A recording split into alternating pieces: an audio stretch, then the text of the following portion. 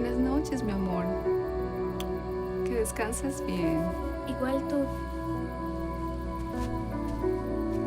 Buenas noches, mamá.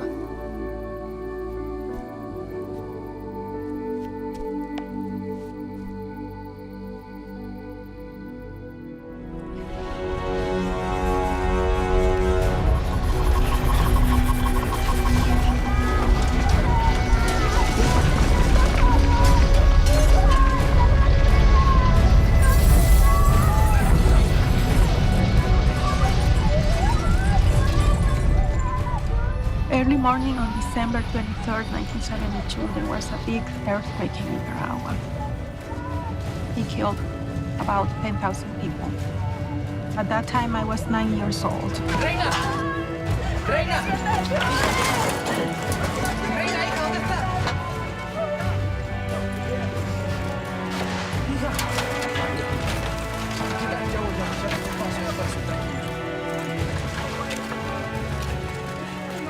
I saw one of our neighbors taking care of my baby sister.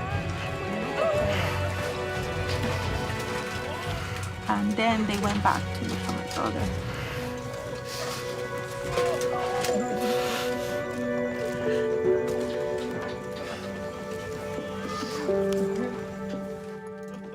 They took him out, but he was already dead.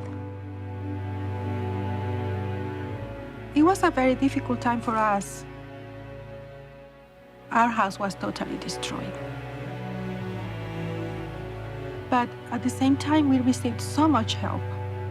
I remember being there that night, and just like an hour after, I cannot even remember how long, but I saw my cousins coming, and they came to give us help, and it was such a relief to see them. I remember they prepared a place for me on the sidewalk, and I just slept there because I was a child, and I was able to sleep. Later on, I heard that as they were waiting for the sun to come up to take my brother to the cemetery, a neighbor, which was not really close to us, we didn't really know him very well, he stopped by and he said, do you have a coffin for him? And my parents said, no, we were planning on just wrapping him in a blanket or something like that. And then he said, just wait for me and see what I can do. Shortly after that, he came back with a coffin. And that was such a sweet expression of charity and of love from someone that we didn't even know. And then after that, we stayed a few days in one of my aunt's neighbor's backyard, and there were many people in there. We were just sleeping out there because we were not there to go into any house because we were afraid that something would happen.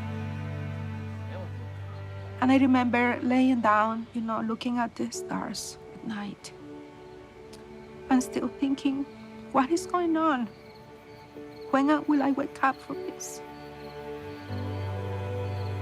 A couple of days after that, after everything happened, my aunt came to me with a present. And I remember looking at her and thinking, why are you giving me a present? It's not my birthday. And she said, today is Christmas. And I remembered. I had totally forgot that Christmas was coming. But she helped me to remember. And for the first time, I cried. I cried because I think that I realized that it was real. That it was not really a nightmare, that it was really happening.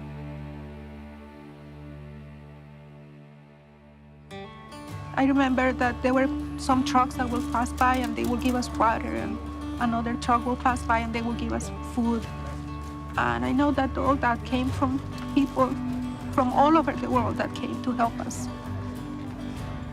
During that period, it was amazing to see all the help that we received from strangers.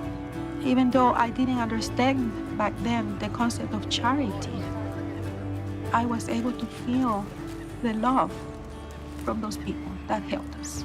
And my gratitude was always there. I was not yet a member of the Church of Jesus Christ of Latter-day Saints. Back then, I really didn't know much about the plan of salvation.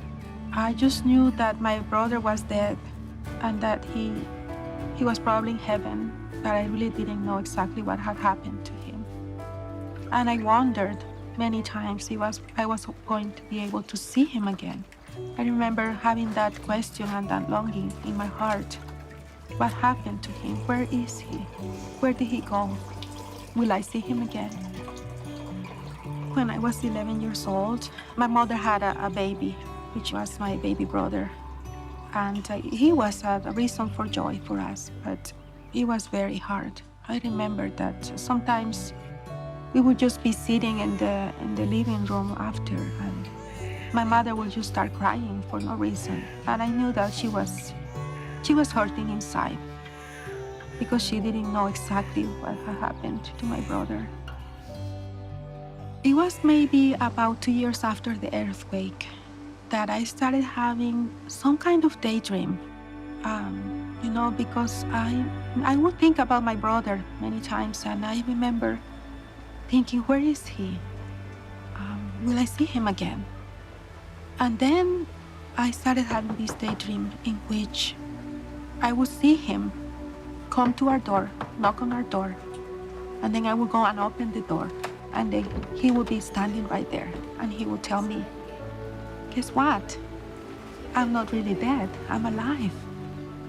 I'm just somewhere else. But I was not allowed to come, but now I can come to you. And I will stay with you, and I will never leave again. And I think that daydream that I had helped me in coping with the pain and the sorrow that I felt. It was more than 40 years after that earthquake in Managua that one day I was doing my dishes. I was in my kitchen. And it was very close to Easter time. And during that time, we talk about the resurrection of the Lord. And I was just reflecting on that, thinking about the resurrection and all that it means to us.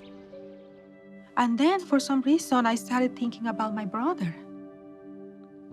And at that moment, it finally hit me. And I remembered that daydream, that fantasy that I had about him coming to me after he was dead. And then I realized that it was not a fantasy and that it was not a silly thing, because through all those years, I never told anybody about that, because I always thought that it was silly, that it was just me, my imagination. But then I realized that it was really the light of Christ that came to this little girl who needed comfort at that moment of her life. That was really revelation about the beauty of the resurrection. That my brother was somewhere else, that his spirit is not dead, that he is alive, and that one day we will be able to be together again, and then we will never separate again. And for me, that moment was a moment of glory and just joy and gratitude. How merciful the Lord was with me, that He allowed me to see that at that moment in my life when I needed it.